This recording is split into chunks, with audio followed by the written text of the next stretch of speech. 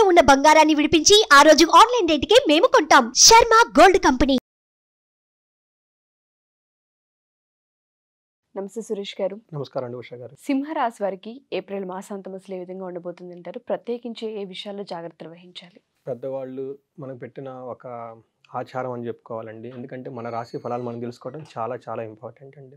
తెలుసుకోవటం వల్ల సగం ప్రాబ్లమ్లు పోతాయండి. తర్వాత వాళ్ళ లైఫ్లో చాలా మెచ్యూరిటీ, అండర్స్టాండింగ్ ఉంటుందండి. సిచ్యువేషన్స్ వాళ్ళ మధ్య జరిగేది.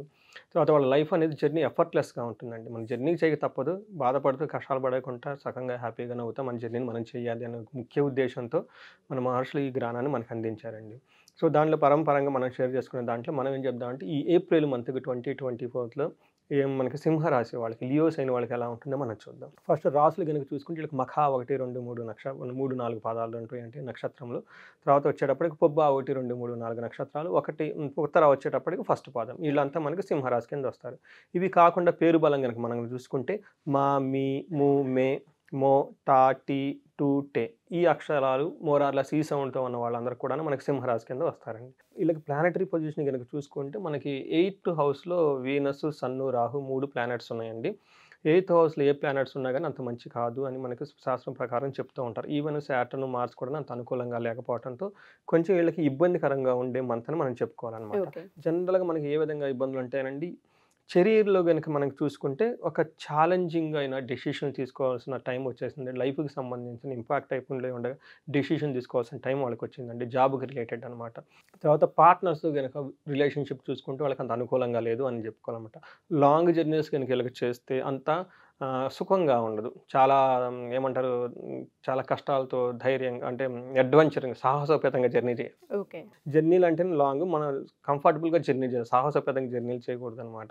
తర్వాత వచ్చేటప్పటికి రిలీజియస్ మ్యాటర్స్లో వీళ్ళకి కొంచెం బాగుంటుందని మనం చెప్పుకోవాలన్నమాట.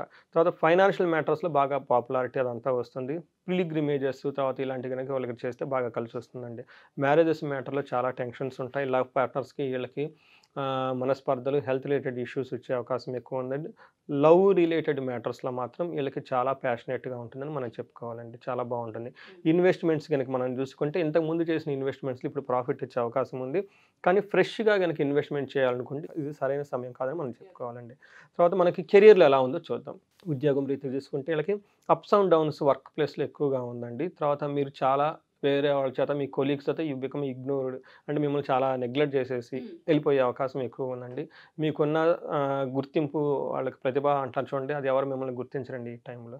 తర్వాత ఈ టైంలో మీరు మీ వర్క్ మీద కాన్సన్ట్రేషన్ కూడా తీసేస్తారు. ఎందుకంటే ఆ జాబ్ నాకు ఎటు రిజల్ట్ ఇవ్వట్లేదు కదా, ఎందుకు కష్టపడి చేయాలన్న ఒక యాటిట్యూడ్ కూడా డెవలప్ అవుతూ ఉంటుందండి.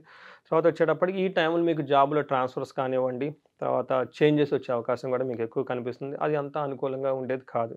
తర్వాత బిజినెస్ పీపుల్కి అంతా మంచిది సరైన టైం, సరైన సమయం కాదండి. చాలా టెన్షన్స్ వచ్చే అవకాశం ఎక్కువ పార్ట్నర్స్తో కనిపిస్తూ ఉంది. సోలో బిజినెస్ కనుక ఎవరైనా కనుక చేస్తూ ఉంటే గ్రోత్ చాలా కష్టపడితే తప్ప వస్తుందండి. లాట్ ఆఫ్ హార్డ్ వర్క్ చేయాలి. టెక్నాలజీలు కూడా చాలా ఉపయోగించుకోవాలండి. ఫైనాన్స్ చాలా వీక్గా ఉంటుంది బిగినింగ్ మంత్ అంతా. తర్వాత స్లోగా కనుక వాళ్ళకి ఇంప్రూవ్ అయ్యే అవకాశం కనిపిస్తుంది. బట్ చాలా త్వరగా డబ్బు అంతా ఖర్చు పెట్టేసి ఇబ్బందులు పడే అవకాశం వీళ్ళకి కనిపిస్తుందండి.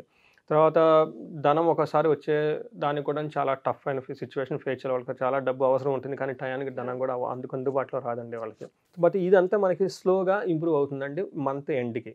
తర్వాత ఇన్వెస్ట్మెంట్ కనుక ఏమైనా కనుక చేస్తే చాలా లాస్ వచ్చే అవకాశం ఉంది. కాబట్టి త్వరగా డెసిషన్ తీసుకొని వెంటనే ఇన్వెస్ట్ చేసే టైం కాదు. ఇలా ఆలోచించుకొని చాలా కేర్ఫుల్ ఉండగాల్సిన టైం అండి. మనీ రిలేటెడ్ మ్యాటర్స్లో అండి.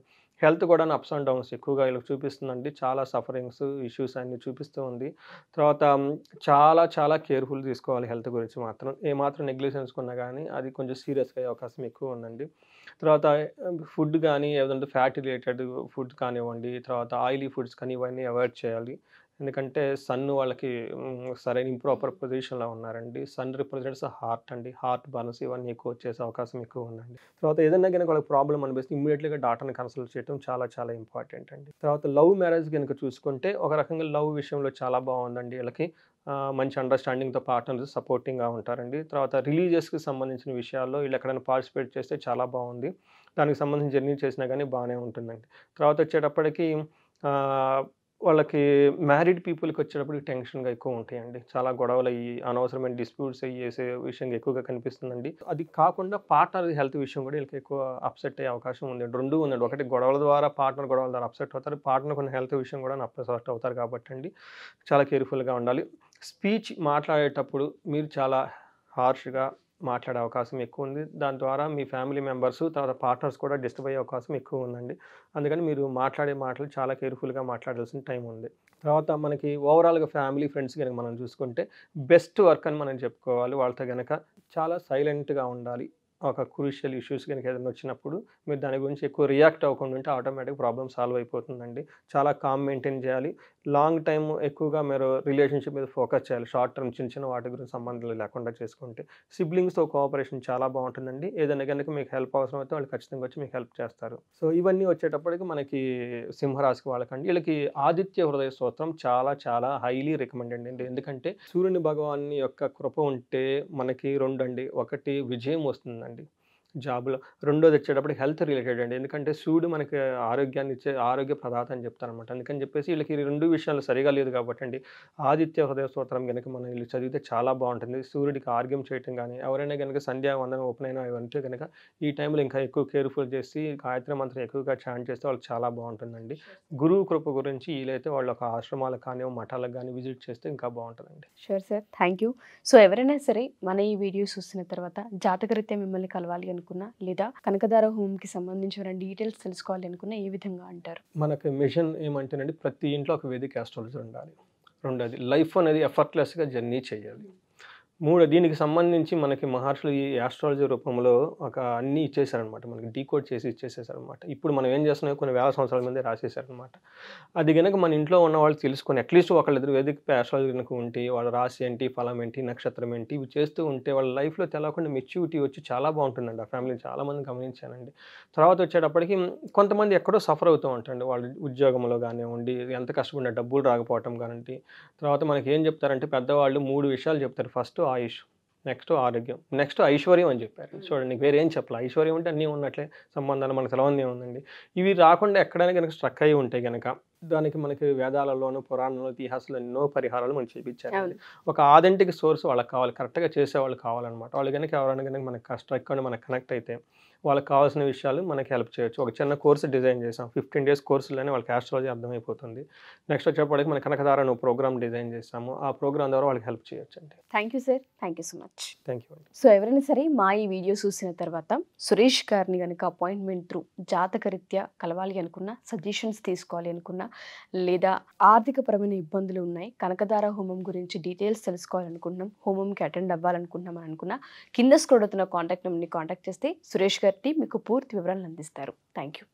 సుమన్ టీవీలో మీ పర్సనల్ అండ్ బిజినెస్ ప్రమోషన్స్ కోసం కింది నెంబర్కి కాంటాక్ట్ చేయండి.